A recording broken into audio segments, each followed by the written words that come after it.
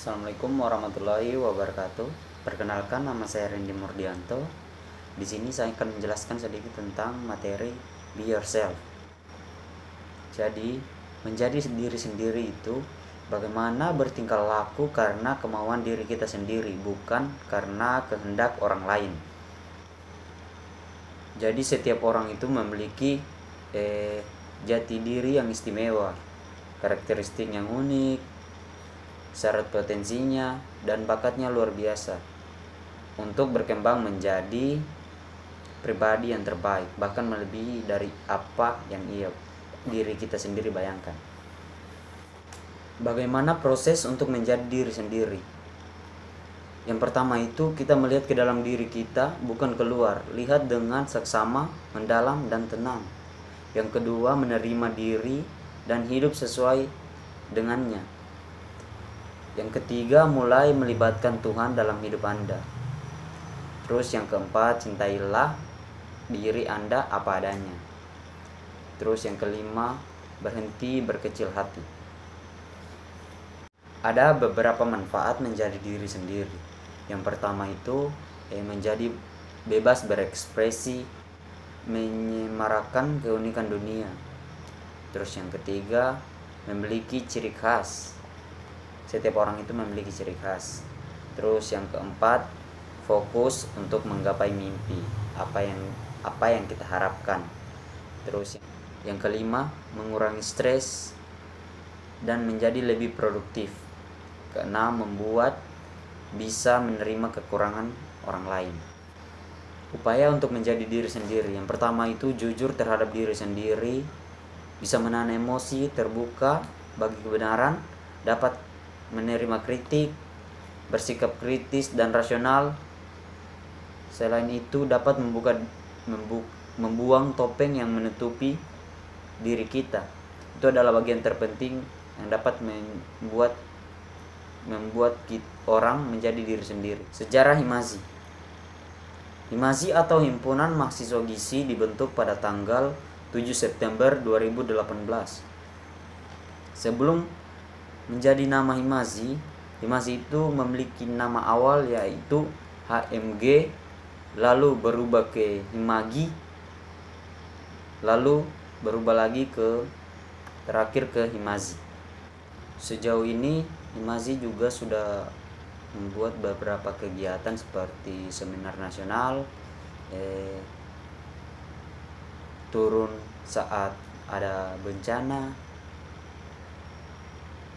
terus memberikan sosialisasi tentang gizi kepada masyarakat, dan masih banyak lagi. Etika mahasiswa gizi. Etika mahasiswa gizi menyangkut tata krama atau pengaturan perilaku terkait dengan akhlak dan kewajiban. Jadi ketika ada dosen yang menerangkan tentang mata kuliah, di mahasiswa gizi itu tidak boleh bermain atau tidak boleh menggunakan handphone saat sedang melakukan perkuliahan. Jadi etika itu mengatur apa yang tidak boleh dilakukan. Dalam etika mahasiswa gizi ada juga kode etik akademi mahasiswa. Yang pertama, selalu menjaga integritas diri sebagai mahasiswa. Yang kedua, bersikap kritis dan sopan dan tertib. Yang ketiga, memahami dan mengamalkan peraturan yang berlaku. Yang keempat, saling menghormati, mendukung dalam menimba ilmu. Yang kelima, tidak melakukan hal-hal yang dapat merendahkan martabat. Yang keenam, senantiasa menempatkan diri sebagai mahasiswa. Yang ketujuh, berlaku sopan kepada dosen. Yang kedelapan, berpakaian sopan. Kode etik. Dalam kode etik mahasiswa, kita juga harus menghargai kesepakatan waktu yang telah dibuat. Tidak boleh memberikan sesuatu kepada dosen. Menempatkan diri secara profesional. Mengikuti kuliah dengan seksama atau matikan handphone saat kita melakukan perkuliahan. Menyelesaikan tugas yang diberikan dosen, menjaga hubungan baik dengan dosen atau pegawai.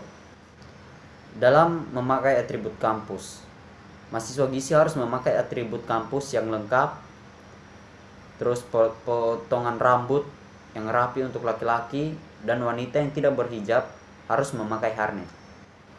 Etika mahasiswa dalam menghubungi dosen via SMS atau WhatsApp. Yang pertama itu perhatikan waktu. Terus yang kedua, jangan lupa memberikan salam. Yang ketiga, pakai kata permohonan maaf sebelumnya.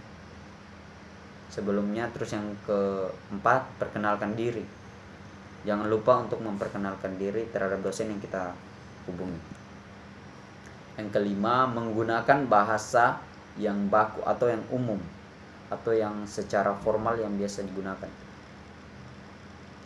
Yang ke-6, to the point, atau tuliskan keperluan Anda dengan singkat, padat, dan jelas. Terus diakhiri dengan kata terima kasih. Di etika mahasiswa gizi juga menerapkan 5S, yaitu salam, sapa, senyum, sopan, santun. Sekian video dari saya ucapkan banyak terima kasih.